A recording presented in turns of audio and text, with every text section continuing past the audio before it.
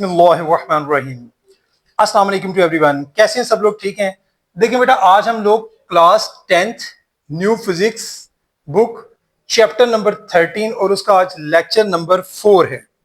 और आज का हमारा टॉपिक है जी refraction and diffraction of sound. हम बात करेंगे, पहले करते हैं रिफ्रैक्शन ऑफ साउंड पर।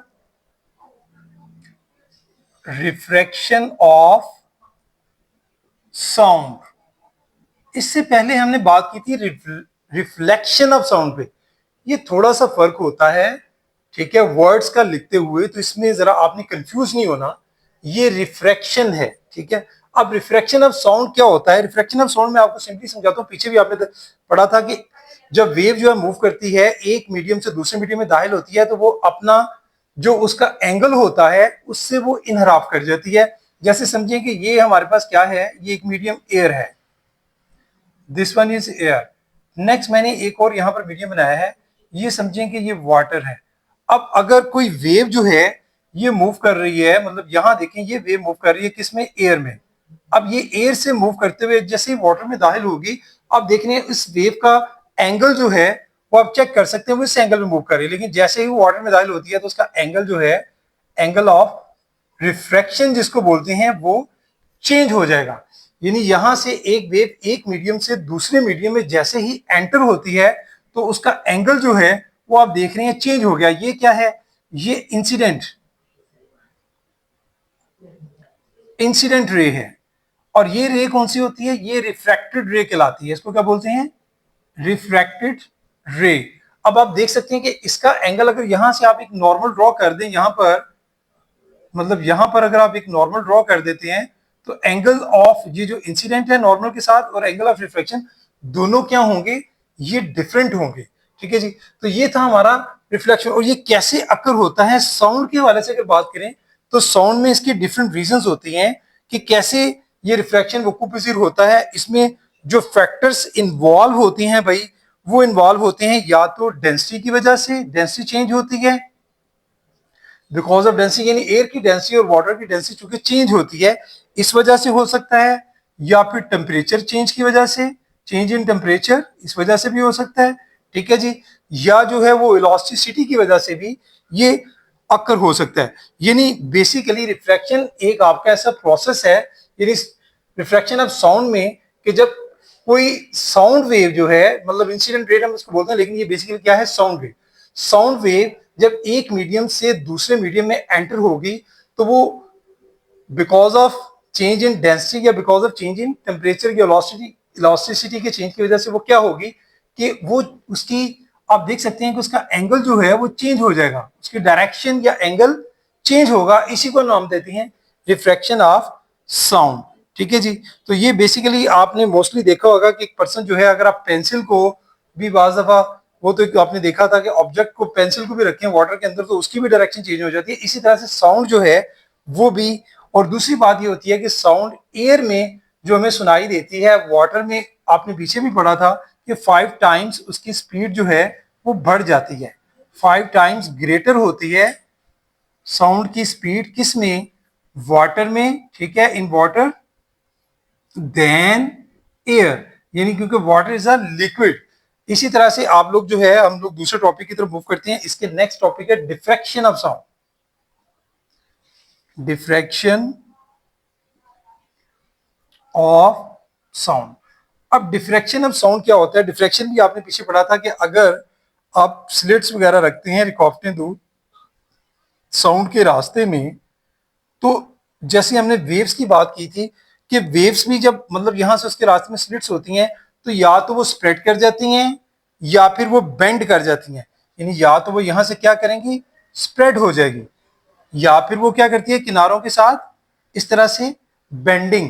तो ये जो प्रोसेस होता है, इसी तरह से साउंड वेव भी जो है स्लिट्स को जब हिट करती है उसके रास्ते में होती है, उसकी बेंडिंग, ठीक है, उसकी बेंडिंग या स्प्रेडिंग, इसको हम नाम देते हैं डिफ्रैक्शन ऑफ साउंड।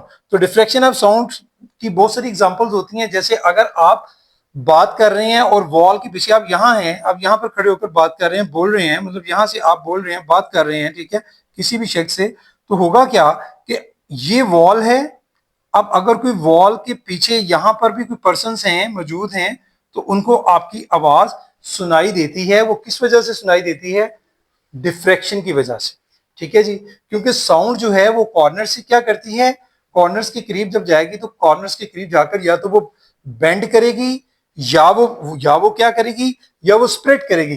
तो इसी तरह से साउंड वेव का बेंडिंग या स्प्रेड करना जो है वो डिफ्रैक्शन ऑफ साउंड कहलाता है। इसके अलावा अगर कोई राउंड टेबल है, ठीक है, गोल अगर ये टेबल है, ठीक है, इसके करीब यहां भी कोई बैठा हुआ है, मतलब यहां भी कोई मौजूद है, कोई यहां मौजूद है, अब कोई कॉर्नर पे बैठा हुआ है यहां पर, अब यहां पर भी यहां से जो बंदा बात करता है जो कॉर्नर पे दूसरी तरफ होता है उसको आवाज डिफ्रैक्शन ही की वजह से सुनाई देती है। तो डिफ्रैक्शन की ये डिफरेंट एग्जांपल्स हैं।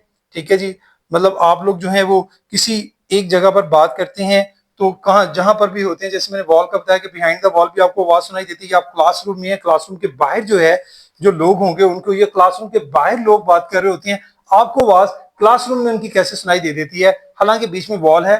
तो this one is a diffraction. Diffraction चूंकि हमने इस प्रोसेस में देखा कि साउंड वेव, या वैसे भी हमने वेव्स की बात की थी, या तो स्प्रेड करेंगी या फिर क्या करेंगी, स्प्रेड करेंगी, या फिर वो बेंड करेंगी कॉर्नर्स की तरफ। तो इस वजह से हमें जो है साउंड जो है वो वहां से भी सुनाई देती है जहां से हम किसी बॉडी को, किसी चीज को देख नहीं भी रहे होते, वहां से भी। तो वो उसमें प्रोसेस कौन सा इन्वॉल्व होता है? डिफ्रैक्शन।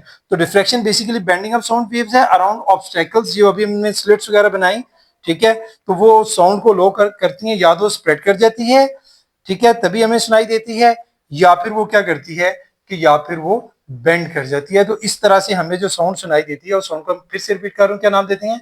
Diffraction of sound. इसके बाद हमारा एक टॉपिक और है ऑडिबल फ्रीक्वेंसी का, वो डिस्कस करेंगे।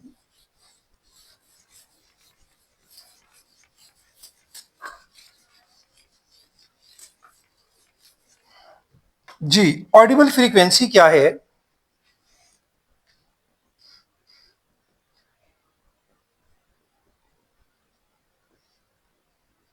जी, ऑडिबल फ्रीक्वेंसी बेसिकली वो रेंज होती है, सपोज मैं अगर यहां लिखता हूं 20 हर्ट्ज से 20,000 हर्ट्ज, तो ये वो बेसिक रेंज है कि जिसमें हम लोग साउंड को सुन सकते हैं। यानी 20 हर्ट्ज से 20,000 हर्ट्ज तक ये हमारी हियरिंग एबिलिटी में शामिल होती है कि हम इतनी फ्रीक्वेंसी की आवाज जो 20 हर्ट्ज से 20,000 हर्ट्ज के इन बिटवीन होती है, ये यहां तक होती है, ठीक है, मिनिमम इतनी, मैक्सिमम इतनी, तो वो आवाज हम क्या कर सकते हैं, उसको हम आसानी से सुन सकते हैं। इसलिए हम इस रेंज को क्या नाम देते हैं? Audible frequency range. अगर ऑडिबल फ्रीक्वेंसी रेंज जो है, इससे आपकी साउंड जो है अगर बिलो हो, लेस हो, तो ऐसी आवाजें आप नहीं सुन सकते। सिर्फ उसको आप वाइब्रेट होते हुए बाज दफा उसको आप फील कर सकते हैं, महसूस कर सकते हैं। और कुछ आवाजें जो है वो मोर देन 20,000 हर्ट्ज होती हैं, ठीक है, ना तो आप मोर देन वाली सुन सकते हैं और ना आप लेस देन वाली सुन सकते हैं। यानी आप इस रेंज के अंदर ही जो है वो आवाज सुन सकते हैं। लेकिन ये बेसिकली 20 हर्ट्ज से 20,000 हर्ट्ज तक जो है, ये एक नॉर्मल जो यंग चिल्ड्रन होते हैं, ठीक है, या यंग पीपल होते हैं, उनमें ये रेंज होती है। लेकिन with the passage of time, जैसे जैसे लोग ओल्ड होते चले जाते हैं, ओल्डर वन, ठीक है, उनमें यही रेंज जो है वो कम रह जाती है 15,000 हर्ट्ज तक, ठीक है। वो इससे 15,000 हर्ट्ज से ऊपर वाली आवाजें नहीं सुन पाते, ठीक है। या फिर अगर किसी शख्स के जो ईयर्स हैं वो डिफेक्टिव है, उनकी फिजिकल कंडीशन अच्छी नहीं है, तो तब भी वो इस रेंज के दरमियान उसकी आवाज जो है उसमें कमी बेशी हो सकती है। ये तो था आपका भाई ऑडिबल फ्रीक्वेंसी। इसके बाद एक टॉपिक है इंफ्रासाउंड, वो हम डिस्कस करेंगे।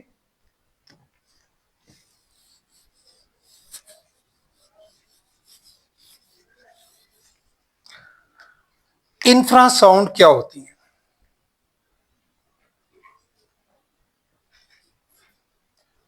जी, अभी हमने बात की थी कि साउंड की जो ऑडिबल रेंज है वो है 20 हर्ट्ज और 20,000 हर्ट्ज के इन बिटवीन, ये वो ऑडिबल रेंज है। अगर हम लोग ये जो ऑडिबल रेंज है इससे बिलो, मतलब अगर जो साउंड है उसकी फ्रीक्वेंसी 20,000 हर्ट्ज से बिलो है या लेस है, तो उस शक्ल में जो साउंड होगी वो हमारी साउंड जो है वो इंफ्रासाउंड कहलाएगी। उसको हम कहेंगे this one is a infrasound. उसको हम किसी हद तक फील तो कर सकते हैं, लेकिन वो साउंड हम सुन नहीं सकते।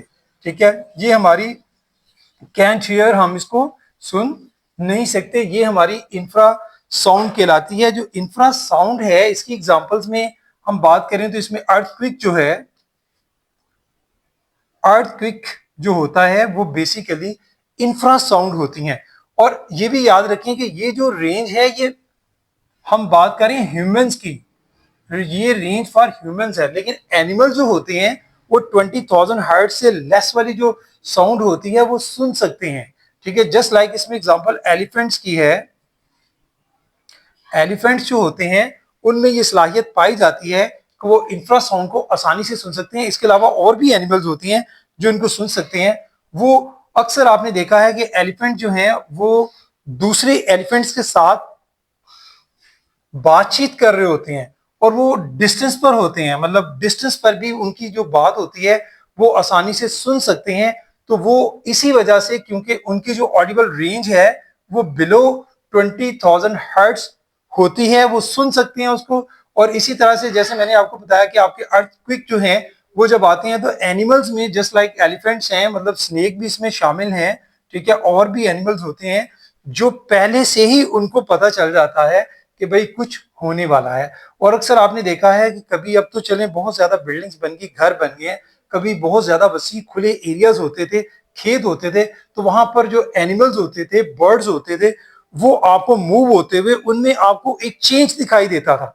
वो जो चेंज उनकी लाइफस्टाइल में उस वक्त नजर आता था, मूव कर रहे हैं, जा रहे हैं वहां से, तो रीजन क्या होती थी कि उन्हें पहले से पता चल जाता था कि भाई यहाँ अर्थक्वेक जो है वो आने वाला है, कुछ ना कुछ होने वाला है। इसी तरह से वॉल्केनोस की वजह से भी, जो आपके वॉल्केनोस होते हैं उनकी वजह से भी जो वाइब्रेशंस प्रोड्यूस होती हैं, वो जो वाइब्रेशंस हैं वो भी आपकी इंफ्रासाउंड में आती हैं। तो बात यह है कि ये जो आपके सारे, मतलब इतनी कम आवाजें एलिफेंट्स इसको फील करते हैं, मतलब आपकी जो मशीनरी होती है उसको भी हम लोग जो है, बाज़ दफा एक्सप्लोजन वगैरह होते हैं, आप देखते हैं एक्सप्लोजन, धमाका वगैरह होता है, तो वो जो धमाके से वाइब्रेशंस प्रोड्यूस होती हैं बहुत दूर तक, एक्सप्लोजन यहाँ हुआ है लेकिन यहाँ पर जो कोई मैन है उसको तो समझ नहीं आएगी, लेकिन अगर यहाँ पर कोई एनिमल मौजूद है, जस्ट लाइक जैसे मैंने बताया एलिफेंट है, स्नेक है, डिफरेंट एनिमल, तो उनको पता चल जाता है पहले से ही, क्योंकि उनकी जो साउंड, ऑडिबल साउंड की सलाहियत होती है, कैपेबिलिटी होती है, वो 20 हर्ट्ज से कम होती है। लेकिन इंसानों की जो है वो 20 हर्ट्ज से नीचे वो नहीं सुन सकते। और ये जो साउंड है, अभी मैंने आपसे बात यही की कि बिलो वाली सारी आपकी साउंड इंफ्रा साउंड कहलाती हैं। ठीक है, एलिफेंट कम्युनिकेशन इसकी कॉमन एग्जांपल है जिसको हमने डिस्कस कर लिया। हालांकि एलिफेंट ट्रंक और एयर भी यूज करते हैं, इस हवाले से उससे भी उनको पता चल जाता है, दूर दराज कोई प्रॉब्लम होती है तो एक दूसरे से डिस्कस कर लेते हैं।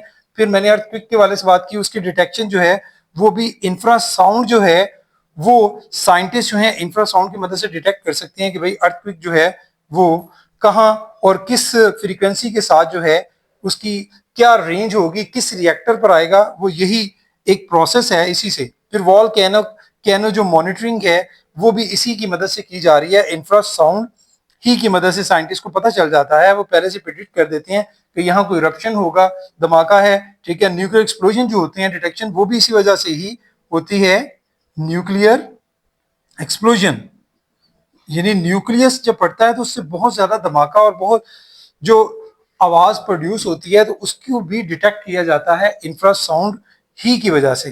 तो भाई आज के लिए आपके लिए जो मैंने डिस्कस की चीजें वो आपने सारी की सारी पहले अच्छे से अंडरस्टैंड करनी है, करने के बाद फिर उसको आपने रीड आउट करना है, फिर उसको आपने लर्न करना है। तो बेटे आज के लिए इतना ही। Thank you very much. आसान।